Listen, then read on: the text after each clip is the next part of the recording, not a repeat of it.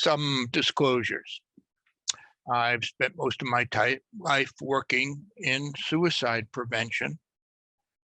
And when I was young and I visited Cecily Saunders at St. Christopher's Hospice, I was totally mesmerized. I was just so impressed, and I thought that, my goodness, this has to be offered to everyone in the world. And I've been a believer in palliative care ever since. I have evidence, I believe, and have experiences in suicide prevention that it works, and that people who are helped can generally be happy and thankful to be alive despite what their circumstances were. I also believe that everyone has the right to kill themselves. It's a personal choice, and I have that personal choice as well.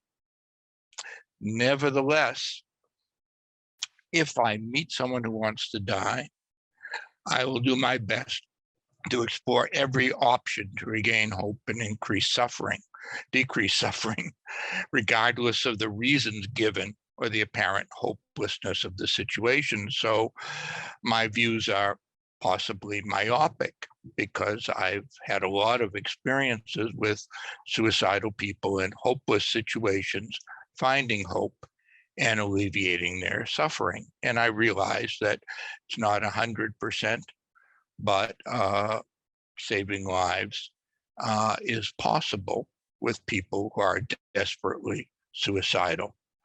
So I don't want to debate all the possible definitions of suicide, but the simple one is suicide is an intentional action by a person to end his or her life.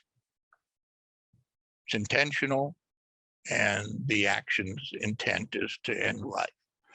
MAiD, practiced as euthanasia, is an intentional action to end a person's life by another at the request of the persons for compassionate reasons. And when MAiD involves assisted suicide, it involves providing the means for a person to end her or his life at the request of the person for compassionate reasons. And the intention in both MAiD and suicide is to intentionally end a person's life to alleviate suffering. In the case of MAiD, it may more often be to prevent anticipated or future suffering, which is less common in the case of suicide, or to ensure death with dignity, or to end or prevent an undignified life experience. Okay, so why do people want to die by suicide?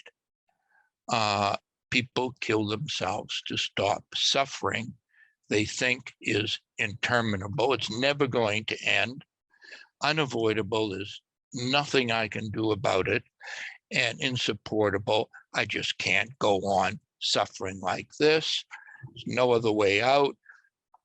I will kill myself to end that suffering. And one of the key words is the word think, because it's not necessary that the suffering actually be interminable, unavoidable, or insupportable, or any combination of those. If the person thinks that is the case, they can go ahead and end their life. People with suicidal ideation are very similar to people who request MAiD in certain respects, certain important respects. Both want to stop suffering. I mentioned this can be anticipated, and the suffering could be due to a fear of future suffering, and this may or may not be founded in reality, but the suffering is just as real, whether those fears have some basis in fact or not. So, for example, there's some research out about people with amyotrophic lateral sclerosis that says that a lot of, or a substantial proportion, who request MAiD do so because they're afraid of dying by asphyxiation. And the data shows that the rate of people who actually die by asphyxiation is about 3%. And there's writing saying that this can be prevented, yet much larger proportions, because of the fear of this, say that this is one of the main reasons that they're requesting MAiD. It doesn't mean that their anxiety and suffering is any less real. With MAiD, the suffering may be associated with loss of dignity or anticipated loss of dignity, which is much less common. It's very rare in the case of suicide. And we often confuse having an irremediable illness or situation with having suffering that is irremediable. So the type of suffering associated with terminal illness may be remediable, even though the illness is terminal. There's no hope.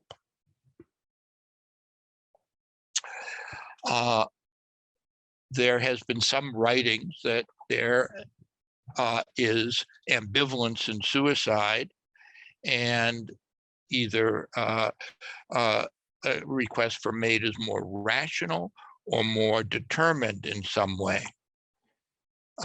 There's a lot of research showing that suicide risk fluctuates. Someone can be on the verge of taking lethal medication, and a brief intervention may help, or just someone appearing at the door or calling on the phone. And treatment of depression, mental illnesses, diminished risk. Risk is not something that is stable. Most of the theories say that if you're 51% convinced that you should die by suicide, you can attempt suicide, and it's never 100%. There's a certain will to live, which is part of being human. There are studies in the Netherlands of people who were denied their request because of physicians' belief that there are treatment options that should be tried, and people rarely come back with their request again. So it doesn't mean that once you request it, it's just indelible. In Oregon and US states with assisted suicide, Oregon was the first. If you look at all the cases of people who convinced two doctors that they should die by assisted suicide and obtained a prescription for lethal medication, you find that over a third, 36%, who obtained the medication, were granted the request, keep it in case they might need it, but actually don't use it. They change their mind, though the having it available evidently is a source of relief, knowing that it's there to use. So changing one's mind is not necessarily a distinguishing characteristic. In the case of mental illness in Canada, the data shows that at least 90% have a mental illness. People in suicide prevention and suicide researchers don't believe that this is a cause, it's a risk factor, but it happens to be the highest risk factor for suicide among all the various risk factors. And this is explained by the fact that mental disorders compromise judgment, that someone who's depressed will feel hopeless regardless of what's going on in reality. People with psychoses may hear voices telling them to do things, feel paranoia. that the symptoms may change people's judgment, but also the social impact of living with a mental disorder, the fact of not being able to have a high probability of having a good job, maintaining a job, having a close, intimate relationships, and other issues of stigma of being with mental disorder are also sources of suffering that increase suicide risk.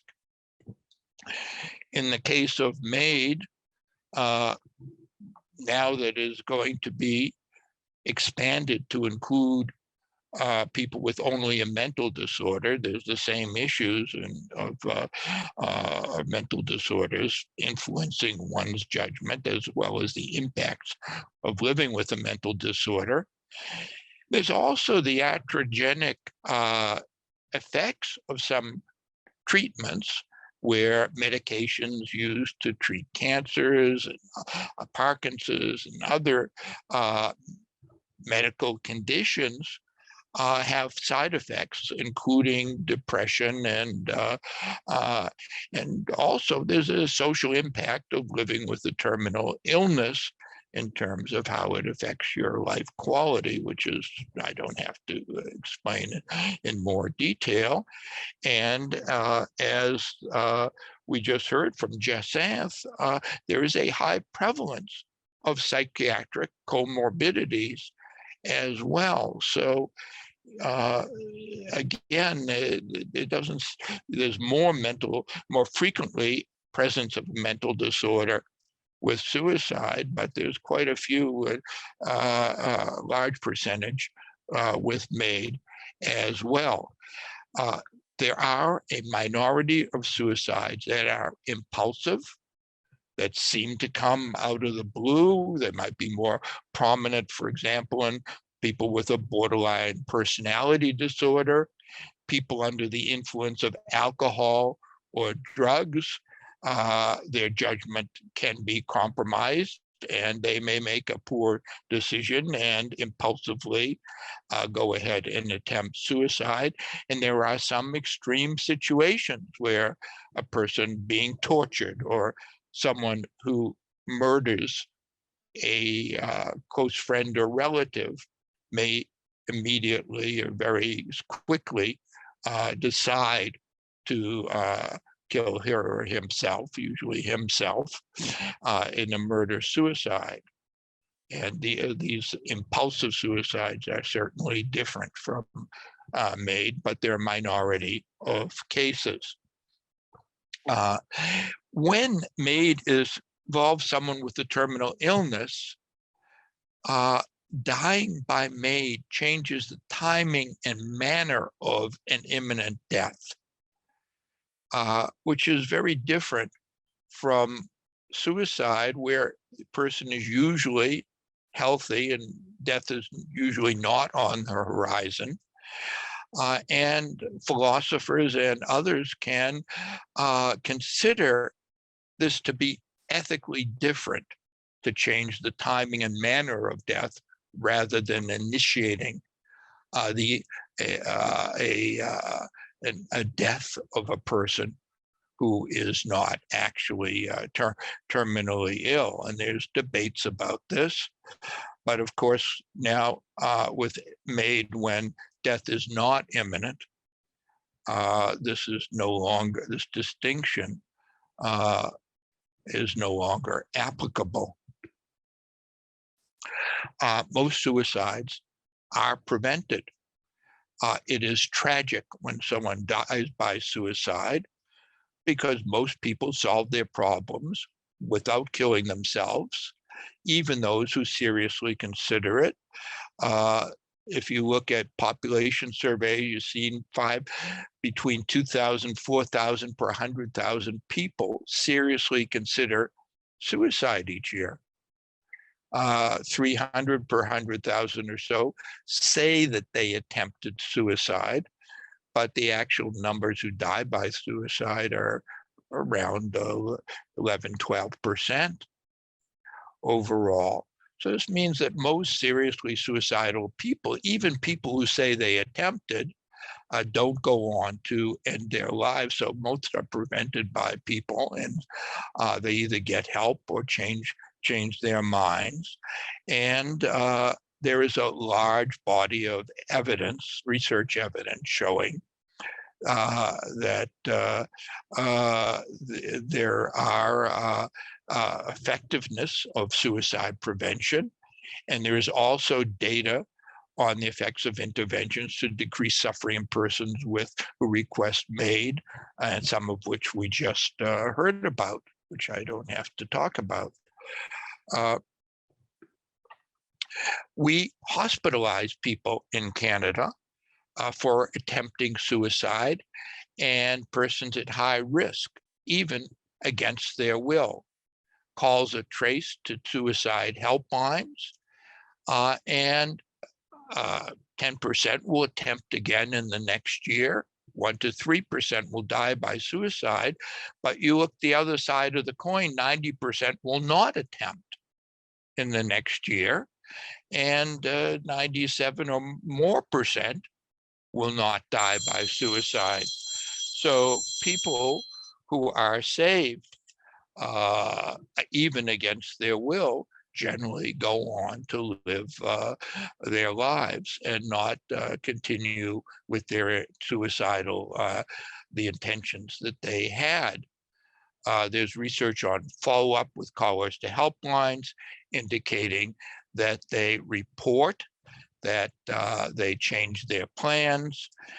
There is less incidence of repeated of attempts of people who have previously attempted. So there's evidence that lives are saved, and there's some debates on how many lives you save, what percentage. But how many lives do you need to save to justify interventions? I've worked internationally doing training with people in hopeless situations. For example, I've trained people who work with refugees from a group in Tanzania, where there are people in camps from Somalia who could never return. And whenever I do such a training, someone interrupts me in the first 5 minutes and says, well, how can I help someone? And they give an example of a person whose entire family was killed, who are alone for 10 years in a refugee camp, who used to have a home and a business and was an important person or had a life and family, and now they're in this strange place with no hope of ever returning. They say, how can I build hope in such a person? And in reality, building hope works, because anyone who survived such a situation has a lot of coping mechanisms. And by talking about this, there are specific methods for building hope, which I don't have time to get into at this time, but you can read about. Some people have said a request for MAiD is rational or more rational as opposed to irrational suicide attempts. I believe that when we say rational, we really mean understandable. That I can say, gee, if I was in that situation, I'd want to kill myself, or I'd want to die. I think we really are talking about understandable, not that there's any more reasoned logic. Also, in our ability to reason in the case of suicide can be compromised by mental disorders or a crisis situation. There's research on pain and decision-making, which indicates that people who are physically suffering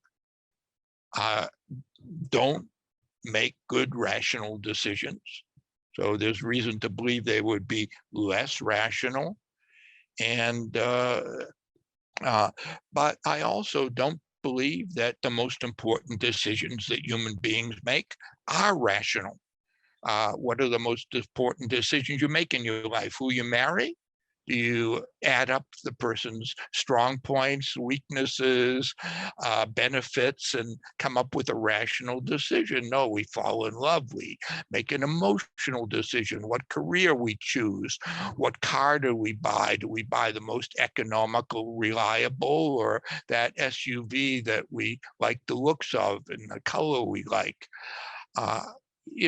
Why would you expect people who are suffering from a terminal illness or a debilitating, irreversible disease or illness to somehow start being more rational? So, I think this is an unrealistic expectation. And of course, we have the data from Oregon that 36% of people who are prescribed who made that rational decision just never take the medication that they've been prescribed and decide to continue living until death occurs by, quote, natural reasons. So in conclusion, respect for autonomy doesn't preclude active interventions to prevent suicide and ending one's life by MAiD. You can respect that the decision rests with the client, but offer help and intervene. Suicide prevention services shouldn't use any form of illness, disability, eligibility for MAiD, terminal diagnosis as a justification to discriminate and not provide suicide prevention interventions. Right now, suicide prevention organizations are being contacted by people who say, look, I don't want you to save my life or help me. I don't want to kill myself. I want MAiD. Can you give me some information? And I think that people working in suicide prevention should simply do what they do with anyone who calls and says, I have a good reason to kill myself. Don't help me. You do your best to build hope and find out if there are some ways to decrease whatever the person is suffering. Expanding MAiD to persons with mental illness as a sole reason for MAiD will inevitably result in deaths of people who could have their suffering alleviated. This is because the research shows that it is impossible to predict who is irremediable and who is not. The future course of a mental illness of an individual cannot be predicted. And there's a large body of research that shows that there will be periods of recovery regardless of the opinions of a person at one period of time. In that situation, there's bound to be some people who will die who would have gone on to live a life in which they're happy to be alive. And the issue is really how many of these are we willing to tolerate to provide relief of suffering to a small number of people. And for some people, the bar is very low. This is, definitely something which will be occurring. So in conclusion, to deprive people who meet the criteria of MAiD of the opportunity to receive suicide prevention by putting them in a category apart has no clinical or no empirical or clinically reliable justification, that one needs to provide help without discrimination. And this is no way, shape, or manner incompatible with respecting a person's autonomous decision-making,